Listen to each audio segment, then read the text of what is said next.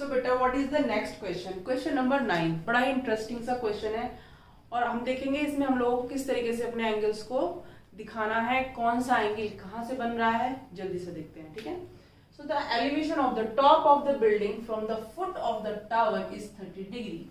क्या कह रहा है, elevation of the top of the building, कोई बिल्डिंग है उसकी जो टॉप को अगर हम देखते हैं तो एलिवेशन एंगल जो बन रहा है वो कितना बन रहा है, 30 डिग्री। और वो कहां से बन रहा है, फुट ऑफ द टावर।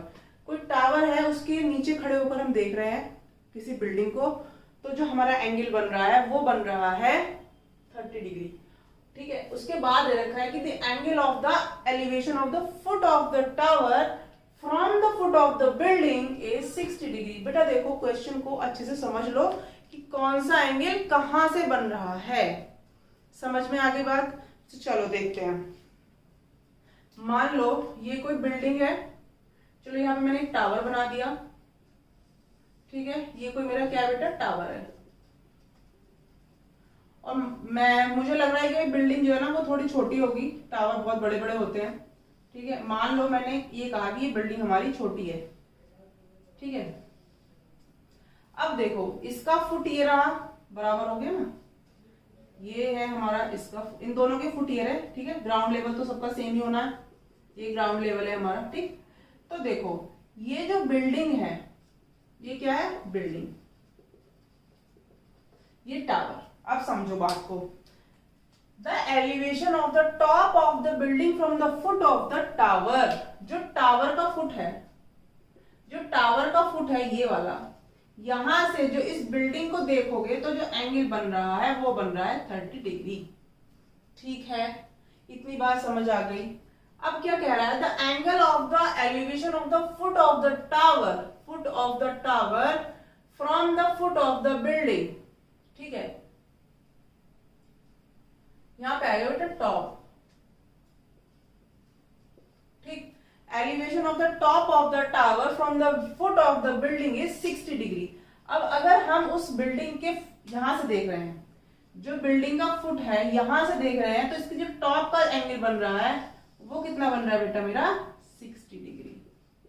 इतनी कहानी समझ आ गई। ये हमारी एक पिक्चर है और भी कुछ दिया हुआ है। If the tower is 50 metre high, अगर जो ये टावर है इसकी हाइट कितनी है बेटा, 50 मीटर। ये जो इसकी हाइट दी हुई है it is 50 metre. So what will be the height of the building. ठीक है, हमें इसको निकालना है। मान लो कि ये मैंने कहा ये h है। ठीक है, हमें ये फाइंड आउट करना है। इतनी कहानी समझ आ गई होगी। अब हम ये कैसे पता लगाएंगे कि हमारी कौन सी चीज बड़ी होगी कौन सी छोटी होगी, बताओ।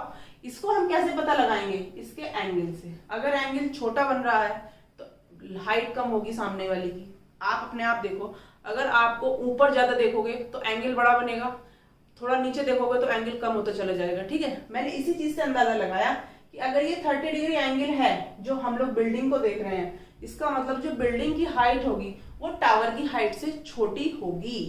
समझ आ गई इतनी बात।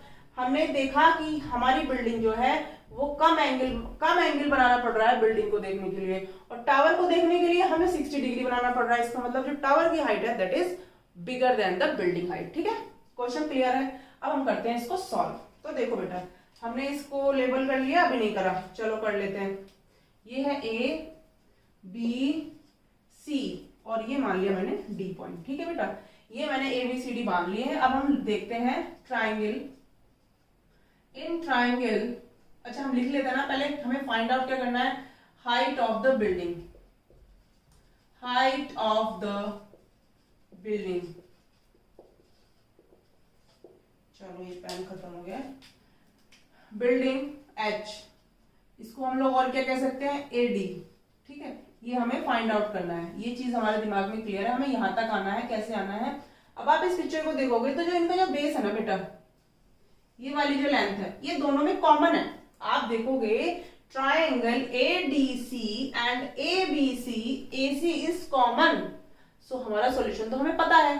अगर हम AC को फाइंड आउट कर लेते हैं तो हम जो भी चाहो इसमें फाइंड आउट कर सकते हैं। और हमें पता है, हमें इसका जो परपेंडिकुलर भी दिया हुआ है। तो बहुत ही सिंपल सा क्वेश्चन है, जल्दी से लगा देते हैं। इन ट्राइंगल ABC tan 10 लगाएंगे क्योंकि हमने अभी तक जब जितने भी क्वेश्चन सॉल्व कर रहे हैं हमें अंदाजा लग जाना चाहिए ना। पंडित बद्री प्रसाद हलहर बोले जो है हमारे क्या कह रहे हैं कि जो P और B का रिलेशन है वो सिंपल सी बात है 10 में आ जाओ तुरंत, ठीक है। तो अगर हम इस ट्राइंगल की बात कर रहे हैं तो यहाँ पर कौन सा एंगल बन रहा है, tan थीटा कितना हमारा tan 60, ठीक है। और ये किसके इक्वल टू है बेटा, BC upon AC, BC upon AC। BC कितना है हमारा, BC हमें गिवन है क्वेश्चन में, that is 50 metre and AC we have to find, ठीक है। तो tan 60 की वैल्यू बताओ कितनी होती है, अभी हमने प्रीवियस क्वेश्चन में की थी, tan 60 इज √3 होती है और उसके बाद ये आ गया 50 अपॉन AC। सो अगर हम इसे यहाँ पर रखना चाह रहे हैं तो हमें इसे उठा के यहाँ पर रख देते हैं, तो हमारा AC क्या हो जाएगा बेटा 50/√3। इतनी कहानी हमें समझ आ गई, AC की वैल्यू हमें पता चली है अभी अभी, वो है √3 मीटर, ठीक है। कहानी खत्म हो गई है, अब कुछ नहीं है इस क्वेश्चन में। अब जल्दी से हम दूसरा ट्राइंगल उठा लेते हैं, इसी से हमें पता चल रहा है कि हमें क्या करना है। इन ट्राइंगल ADC इसमें हमने क्या लगा देंगे, tan theta is equal to क्या हो जाएगा, यहाँ पर परपेंडिकुलर कितना है AD को किससे डिवाइड कर रहे हैं, AC से कर रहे हैं जिसको अभी किया था। tan थीटा कितना है, tan थीटा है हमारा यहाँ पर 30 डिग्री, tan 30। AD कितना है, AD हमें पता नहीं है, हमें पता करना है। AC अभी अभी हमने निकाला है 50/√3 है, ठीक। तो AD कितना tan 30 कितना हो जाएगा 1/√3, ओके। tan 60 √3 होता है और tan 30 1/√3 होता है, ठीक। तो ये हो गया AD/50√3। यहां पर आ जाओ, ये हमें फाइंड आउट करना है, इस पूरे को उठा के यहां ले जाएंगे तो ये हो जाएगा AD इज इक्वल टू 50/√3 और क्या है नीचे फिर से √3, ठीक है। ये दोनों आपस में मल्टीप्लाई हो जाएंगे, कैलकुलेशन है ओनली 50/3 और इसको हम क्या लिख सकते हैं बेटा, ये हो जाएगा हमारा 16.6666। इसे अगर हम जब तक चाहे तब तक इसको डिवाइड करते रहेंगे तो हमारा यही आंसर आएगा, यानी कि जो हमारी height of the building is 1.666 metre आ गई। समझ आ गई बात, कितना इजी क्वेश्चन था। बस ये पिक्चर अगर हमारे माइंड में सेट हो गई, क्वेश्चन को अच्छे से समझ लिया तो हमारा क्वेश्चन सॉल्व। अब हम करेंगे क्वेश्चन नंबर 10।